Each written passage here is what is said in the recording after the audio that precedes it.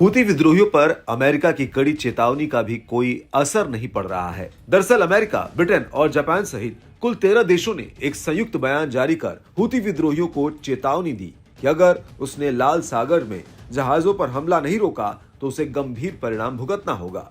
एक अमेरिकी अधिकारी ने इसे हूती विद्रोहियों के लिए लास्ट वार्निंग तक बताया था। इधर संयुक्त बयान जारी होने के ठीक एक दिन बाद ही हूती विद्रोहियों ने लाल सागर में वाणिज्यिक शिपिंग लेन पर एक नाव में विस्फोट कर दिया।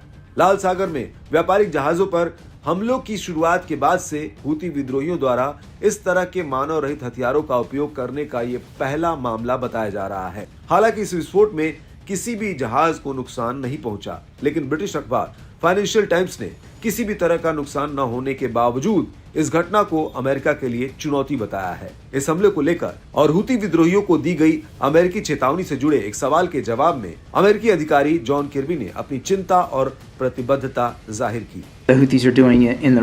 हूती जो लाल सागर में कर रहे हैं उसको लेकर हम और हमारे 12 अन्य सहयोगी चिंतित हैं। हम इन हमलों को और इससे अंतर्राष्ट्रीय व्यापार पर पड़ने वाले प्रभाव को बहुत गंभीरता से लेते हैं। हम अपने हितों की रक्षा के लिए वो सब करेंगे जो हमें करने की आवश्यकता है और हूती विद्रोहियों को इसके अंजाम के लिए जिम्मेदार ठहराया जाएगा।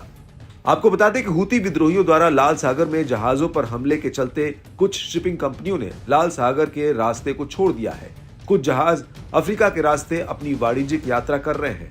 ये रास्ता करीब 7000 किलोमीटर अधिक लंबा पड़ता है, जिससे माल ढुलाई महंगी पड़ती है और समय भी काफी ज्यादा लग रहा है। जान लेते हैं कि आखिर हूती विद्रोही लाल सागर से गुजरने वाले जहाजों को निशाना क्यों बना रहे हैं। दरअसल इजराइल और हमास के बीच जारी युद्ध में हूती विद्रोही गाजा और फिलिस्तीनियों के समर्थन में है। यही कारण है कि हूती विद्रोही यमन के अपने कब्जे वाले इलाकों में लाल सागर से गुजरने वाले जहाजों को अपना निशाना बना रहे हैं।